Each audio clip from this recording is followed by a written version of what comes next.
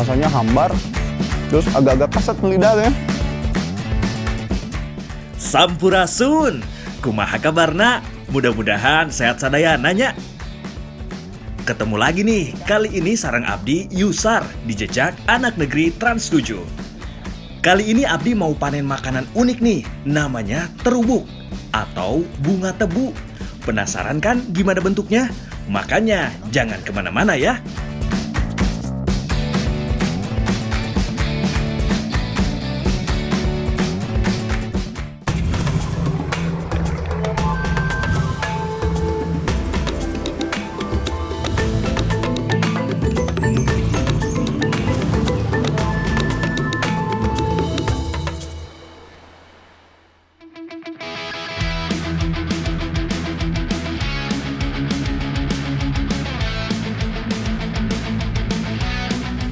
Wah, udara di Sukabumi memang seger euy.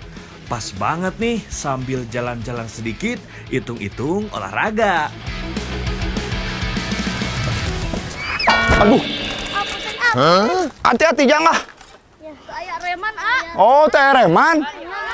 Naon ieu teh? Sepeda, tina kayu. Oh, sepeda kayu. Nangieun tina kayu.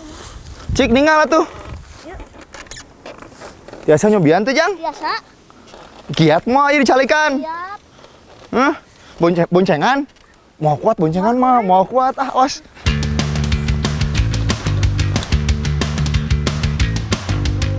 Wah, seru juga nih. Sebelum Abdi kenalan ada apa aja di Jejak Anak Negeri yang ada di daerah Sukabumi kali ini, Abdi mau seneng-seneng dulu ah. Nostalgia main sepeda sama teman-teman yang baru Abdi kenal. Nih, kenalin, kendaraan unik anti polusi punya Abdi dan anak-anak Sukabumi di Jampang Tengah. Namanya sepeda kayu. Ini asli kreasi kreatifnya anak-anak di sini. Tapi capek juga ya, nggak ada pedal untuk menggoesnya, euy. Cuma bisa didorong pakai kaki. Makanya biasanya dimainkan pada jalan yang menurun. Walaupun nanti baliknya ya dituntun. Wah, tapi ini mah meni seru pisan euy. Bener-bener inget waktu masa kecil. Selain bersenang-senang, ini juga sekaligus olahraga. Jadi sehat plus bahagia. Tapi tetap harus hati-hati ya, karena nggak ada remnya.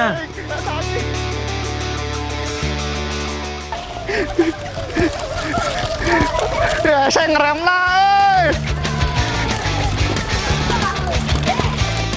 Aduh, capek oge nya. Ieu dia aduh, jokna teu as, ieu nyeri. Hah? Nya. Make busa, kuduna mah make bantal nya. Istirahat heula nya, caranya. Haus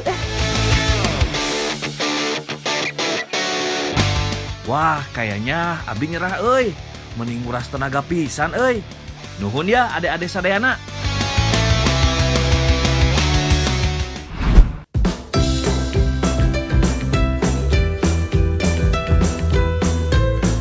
Kali ini Abdi lagi ada di daerah Sukabumi nih.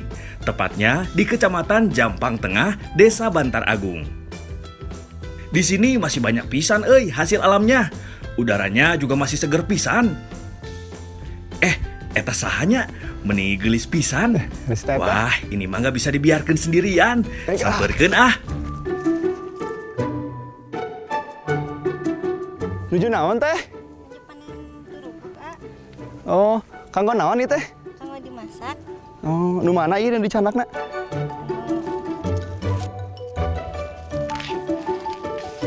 Wah, Abdi baru denger nih yang namanya terubuk. Sekilas mah pohonnya seperti pohon tebu euy. Cuma yang ini mah kurus. Tapi penasaran juga, apa iya ini bisa dimakan? Itu dikumahakeun teh? Dimakan, ah, tiasa. Naonna daunna teh? Sanes. Oh, Tiasa dia. Dibuka. Ya, tuh. Nah, baru tiasa dimakan. Oh iya, makan mentah? Nya tiasa. Cobiannya? Ya.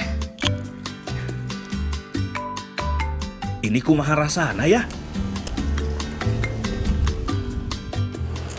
Rasanya tuh kayak singkong. Teksturnya tuh hancur kayak gini tuh. Rasanya hambar, terus agak-agak keset lidah tuh ya. Iya. Harus dimasak pakai bumbu baru enak kayaknya nih. Udah, lanjut panen teh, ayo. Ayo, Kak. Jadi penasaran nih kalau dimasak rasanya bakalan kayak gimana? Bentuknya yang seperti telur ikan dan pohonnya yang menyerupai tebu menjadikan terubuk dinamai telur tebu. Di Jawa Barat, terubuk sangat familiar. Hampir setiap acara, sayur dengan bahan terubuk pasti menjadi hidangan yang wajib ada. Wah, saya jadi penasaran nih, pengen segera mencoba. Ayo teh.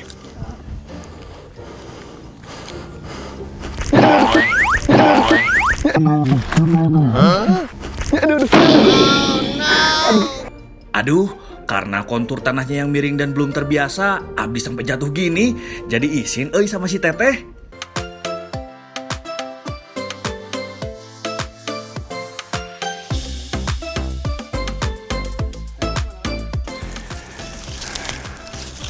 Nah ini tuh sebenarnya agak hati-hati megangnya karena di daun-daunnya tuh ada kayak bulu-bulu halus itu dan itu bikin gatal ke kulit.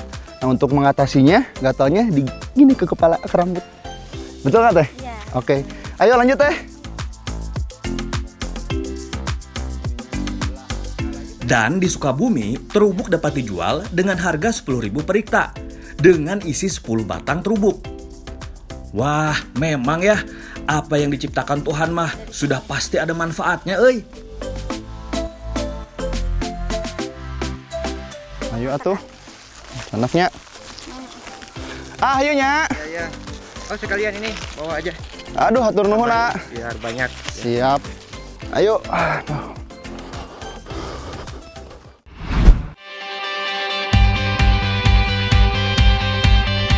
Wah, rasa penasaran Abdi merasakan olahan dari terubuk akan segera terbayar. Pada penasaran juga kan? Nah, sekarang saya dengan Ibu Sri dengan Tetika mau masak opor terubuk nih. Ya udah Bu, ayo kita lanjut masak ya. Bu Sri langsung membagi tugas nih. Abdi kebagian mengupas terubuk, sedangkan Teh Tika memarut kelapa dan Ibu Sri membuat bumbu. Bikin yang enak ya Bu bumbunya.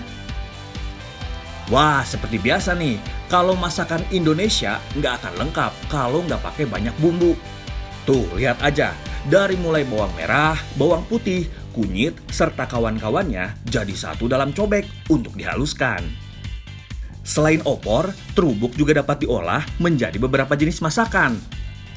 Nah, untuk teman-teman vegetarian, cocok pisan masak terubuk sebagai pengganti daging. Selesai. Cekap ibunya. Kap. Nah, itu sih kumaha deh, Ibu? Terus orang lajeng wae karena pemasakan. Numis ieu nya. Ya.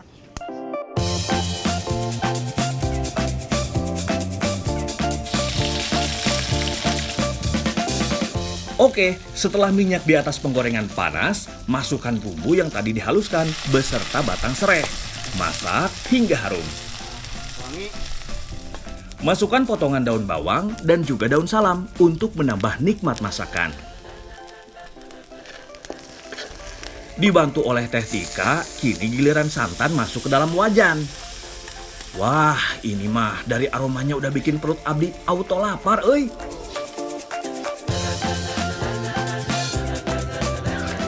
Terus Ibu diaduk, Bu. Kasih aduk.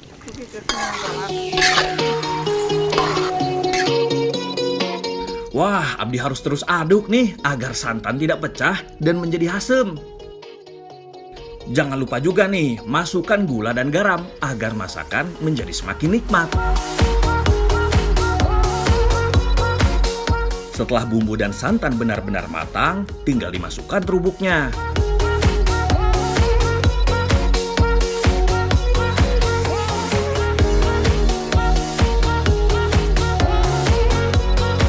Mateng nih opor terubuk yang aku bikin sama Ibu Sri dan Tetika. Wah tuh, wah wangi banget nih, udah bikin lapar. Pakai nasi mantap. Akhirnya opor terubuknya jadi juga nih. Wah, ini mah gak sabar, pengen langsung icip.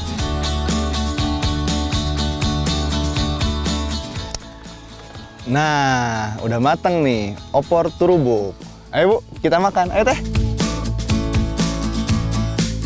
Ini dia yang sudah Abdi tunggu-tunggu, icip terubuk yang sudah dimasak. Walau tadi rasanya hambar, tapi setelah dimasak rasanya meni enak pisan euy. Terubuk mempunyai nilai sejarah penting bagi masyarakat Jawa Barat. Terubuk hadir saat masa penjajahan. Susahnya mendapatkan makanan yang memadai membuat masyarakat pada waktu itu memutar otak untuk mengisi perut. Bunga dari tumbuhan keluarga rumput yang dulu tumbuh liar ini ternyata dapat diolah menjadi makanan pada saat itu. Yang dulunya hanya diolah menjadi sayur seadanya atau juga lalapan sebagai lauk. Kini terubuk dapat diolah menjadi berbagai macam jenis olahan. Nah, ini baru enak nih kalau dimasak kayak gini nih. Rasanya lembut, terubuknya tuh lembut pokoknya. Ada pedesnya, gurihnya, pokoknya lah. Raos pisan lah. Ayo Bu, lanjut makan Bu. Teh, tambah lagi Teh. Ya. Bukan cuma raos nih, terubuk juga punya banyak manfaat. Selain proteinnya yang tinggi, terubuk juga kaya akan serat nih. Jadi cocok pisan untuk orang yang ingin menurunkan berat badan.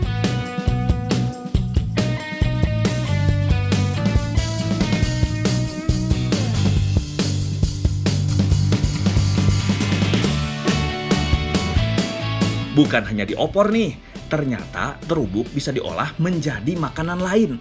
Nggak percaya? Hayu atuh, ikutin Abdi terus. Nah, sekarang aku dengan Ibu Mia mau masak apa Bu? Masak apa Bu? Pepes ikan bentir sama terubuk. Mau pepes, ikan bentir, dan terubuk. Ya udah, kita lanjut masak Bu. Siap. Wah, kali ini menuna beda lagi nih. Sepertinya kalau di Jawa Barat, terutama di Sukabumi, terubuk dapat dijadikan berbagai macam olahan masakan nih. Abdi kebagian mengupas terubuknya nih, sedangkan Bu Mia membuat bumbunya. Rempah-rempah khas masakan Indonesia seperti bawang putih, bawang merah, kemiri, ketumbar, lengkuas, serta kunyit jadi satu untuk dihaluskan. Jangan lupa garam ya, agar lebih mudah menghaluskan bumbunya. Berbeda nih dengan pais pada umumnya. Setelah bumbu halus dan tercampur rata, pais terubuk bumbunya dimasak terlebih dahulu.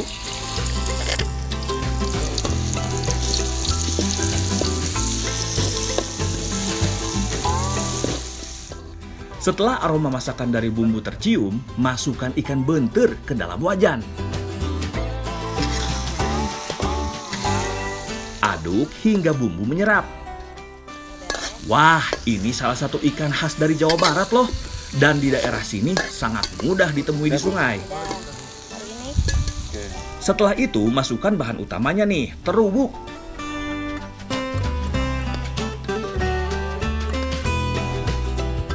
Masukkan juga daun bawang dan juga daun kemangi.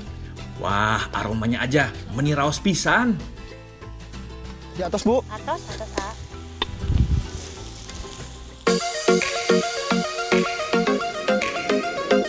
Jika suka pedas, boleh nih tambahkan cabai ke dalam masakan. Eits, sabar ya, ini belum selesai. Sekarang waktunya membungkus olahan terubuk dan bentir dengan daun pisang.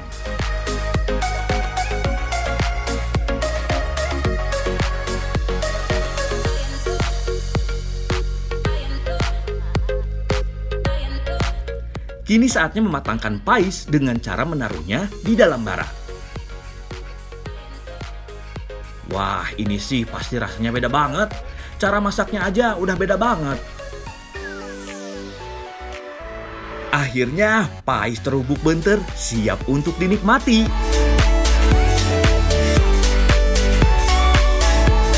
Nah, udah jadi nih pepes terubuk ikan bentir.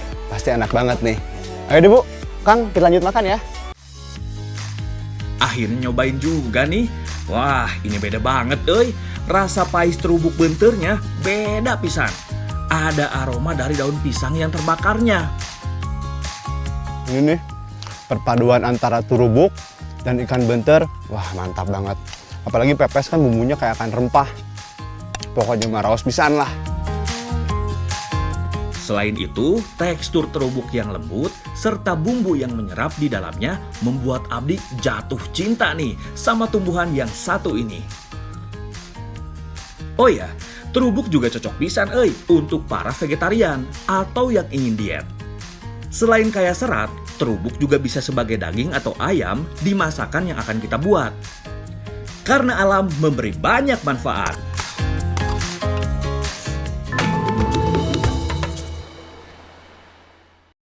Sekarang aku sama Ibu Murni dan Teh Nisa mau masak nasi tumpeng dan ikan emas pesmol nih. Nah ini tuh untuk acara ngamandian. Sesuai dengan tradisi yang ada di sini nih, untuk acara ngamandian di bulan Alif, makanan yang dibuat harus ada ikan mas berwarna kuning, seperti ikan mas yang Abdi mau pesmol ini nih.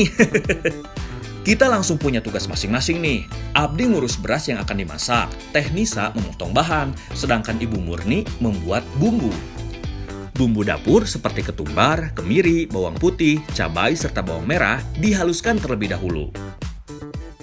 Udah ini apa lagi Bu? Sumur ikan. Oh, ini ya? Wah, sepertinya Abdi dipercaya untuk memasak nih sama Ibu Murni. Untuk membuat pesmol, ikan biasa digoreng terlebih dahulu agar tidak amis saat nanti dibuat pesmol. Setelah ikan matang, hayu atuh kita buat pesmolnya. Pertama, masak bumbu yang sudah dihaluskan hingga harum. Sementara saya membuat pesmol, Teh Nisa mengangkat beras yang tadi dimasak. Agar masakan lebih cepat selesai, Teh Nisa juga memasak bumbu untuk membuat nasi kuning. Wah, kita memang tim yang kompak dan saling mengisi, Jadi enak, masak bareng-bareng. Setelah tercium aroma harum dari bumbu pesmol, masukkan daun salam dan serai untuk menambah cita rasa pada masakan. Lalu masukkan irisan bunga kecombrang, tomat, cabai hijau, dan juga daun bawang. Aduk hingga rata. Lalu masukkan air hingga mendidih. Gak mau kalah, Teh Nisa juga mulai memasak bumbu nih. Tapi sepertinya masakan Abdi mah duluan nih, soalnya tinggal memasukkan ikan yang tadi digoreng ke dalam wajan. Aduk sebentar dan biarkan bumbu meresap ke dalam ikan. Wah, aromanya meniwangi pisan, Di masakan Teh Nisa, santan dimasukkan ke dalam penggorengan nih. Wah, iya mah pasti gurih nasina karena pakai santan. Tambahkan juga gula merah agar rasanya semakin raos. Nah, akhirnya pesmol ikan mas siap untuk disajikan di acara tradisi ngamandian. Kini tinggal bantu Teh Nisa buat masak nasi. Nah udah mateng nih pesmolnya. Waduh wangi banget nih. Wah, kebeneran nih, bumbu yang dimasak Teh Nisa juga udah selesai. Saatnya mengolah nasi kuningnya nih. Masukkan bumbu ke dalam nasi yang masih setengah matang untuk dicari. Tenang Bu, Abdi aduk hingga rata ya, agar raos nanti hasilnya.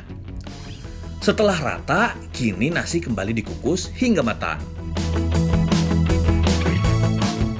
Akhirnya, nasi kuningnya juga matang nih, dan siap untuk dinikmati. Hayu Teh, kita bawa masakannya untuk acara ngamandian.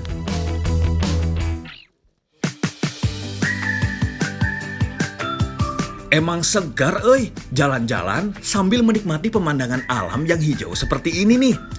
Udaranya seger pisan. Udara seperti ini udah sulit nih didapatkan di kota besar. Kehela, itu si bapak lagi apa ya? Kok kayak mau merusak tanaman ya? Wah, gak bisa dibiarkan ini mah, harus Abdi carekan. Kenaon atas si bapak?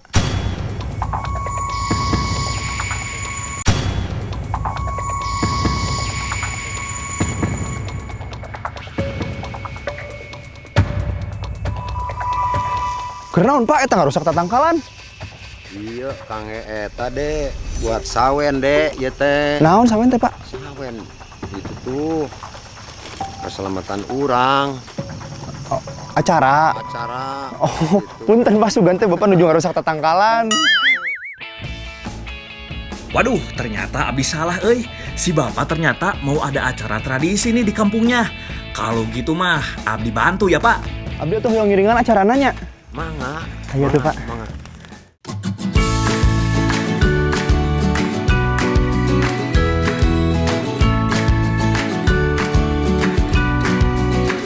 Nah, sekarang saya sama Abah Tari mau bikin sawen.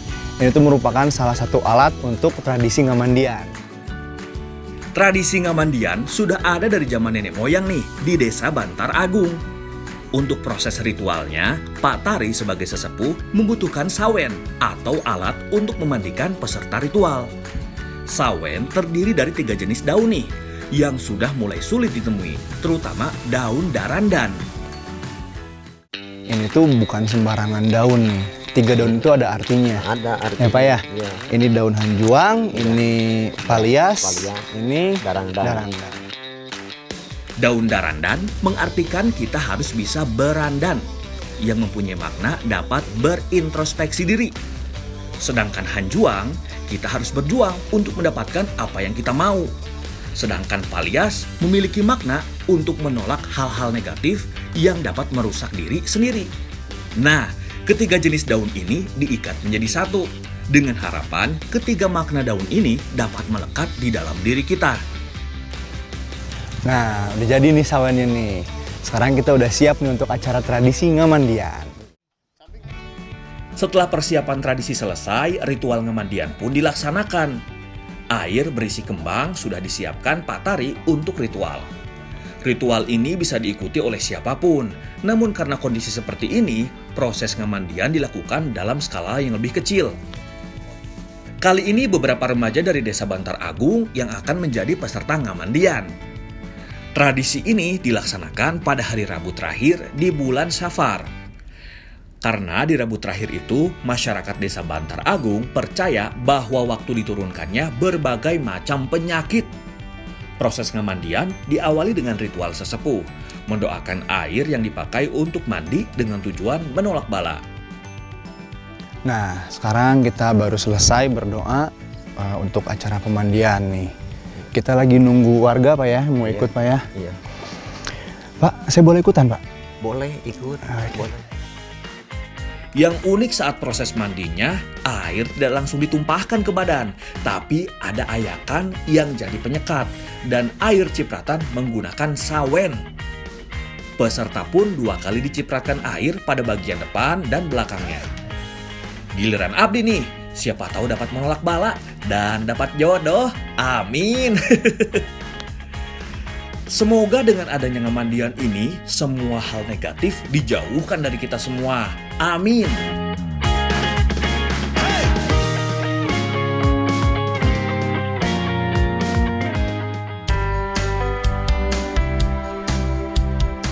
Eits, belum selesai sampai di sini acara ngamandiannya nih. Setelah ritual, kita berkumpul untuk makan bersama. Tapi sebelumnya, kita berdoa bersama untuk apa yang kita cita-citakan dapat tercapai. Amin. Setelah itu, sesepuh akan memberikan sawen masing-masing 1 sebagai bukti telah mengikuti proses ritual ngamandian. Dan dapat seperti arti dari makna ketiga daun tersebut. Kini waktunya menikmati hidangan yang ada nih. Wah, ini dia yang sudah Abdi tunggu-tunggu. Tadi kita udah selesai semua rangkaian acaranya, sekarang tinggal kita makan nih hidangannya. Walau sederhana, tapi jika dinikmati bersama-sama akan lebih terasa nikmat. Apalagi kalau dibuat sendiri. Makanan dapat berupa apa saja nih sebagai penyajian selamatan.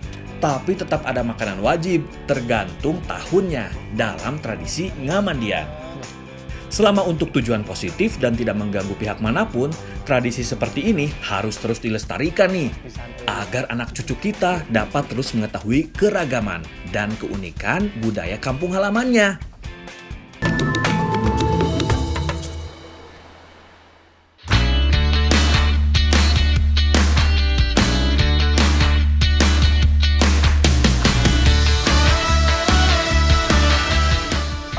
Pak, tapi celakeun wae kade. Aduh, hampura Kang.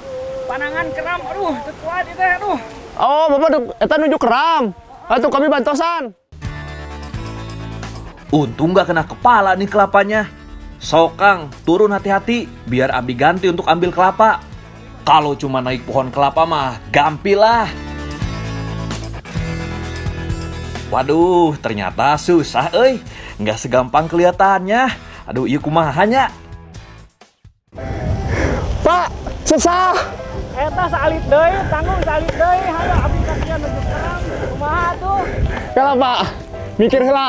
Sok pikiran teh lawan. Ieu kumaha Pak? Eta kagok salit deui, hayo kagok. Aduh. Kasihan nuju kerang. Sami oge sampai anak kram. Nya istirahat we di dinya di tengah. Lah, beraku istirahat di dieu. Daripada turun deui ke jauh deui ka luhur. Eta salit deui. Tuar we nya Kang, tuar. Ah, main tuar wae. Aduh, kumaha ye? Gengsi euy kalau sampai turun mah. Sok lah, paksakeun naik. Alhamdulillah, sampai atas juga nih. Udah ya Kang, cukup ya. Abdi turunnya.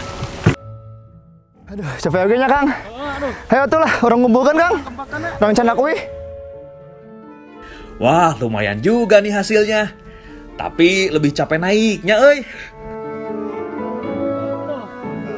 Ayo, tebing itu Kang. Nah, sekarang saya dengan Ibu Nur mau bikin kue puruy yang berbahan dasar kelapa. Itu tuh merupakan salah satu makanan tradisional khas Jampang Tengah. Caranya mudah kok. Pertama, kelapa diserut nih, bukan diparut ya. Sementara Abdi nyerut, Bu Nur buat pewarna dari bahan alami nih. Ada hijau dari daun pandan dan juga merah dari buah naga. Kue puruy sudah cukup familiar di telinga orang Sukabumi loh. Kue ini hadir di acara-acara penting seperti hajatan. Setelah kelapa selesai diserut dan pewarna selesai dibuat, kini tinggal proses masaknya nih. Kelapa yang sudah diserut dicuci terlebih dahulu nih. Setelah itu masukkan ke dalam wajan untuk dimasak. Tambahkan gula pasir dan aduk rata. Proses ini memakan waktu cukup lama nih.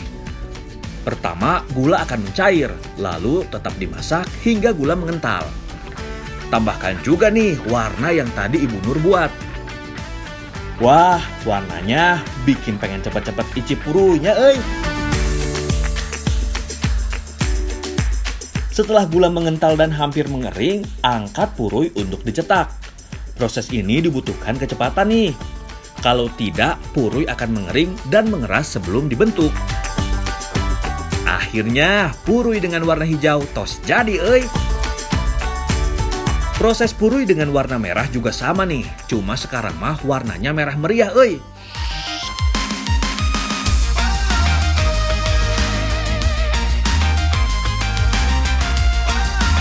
Wah, kalau warna-warni begini mah jadi makin nafsu euy untuk memakannya. Ini dia puruy kelapa yang aku bikin dengan Ibu Nur nih. Dari rupanya aja udah wah menggiurkan ya. Wah, bukan cuma warna dan bentuknya yang menarik nih. Rasanya juga mantap pisan. Rasa gurih pada kelapa plus manis gula jadi satu di dalam mulut. Itu teh mending ngeblend pisan. Ini dia nih puruy kelapanya nih. Rasanya tuh manis, legit. Pokoknya udah enak banget ini nih. Bukan hanya hadir saat acara hajatan, puruy juga jadi menu wajib saat lebaran nih. Dan jadi salah satu oleh-oleh terkenal dari Sukabumi, tepatnya daerah Jampang Tengah.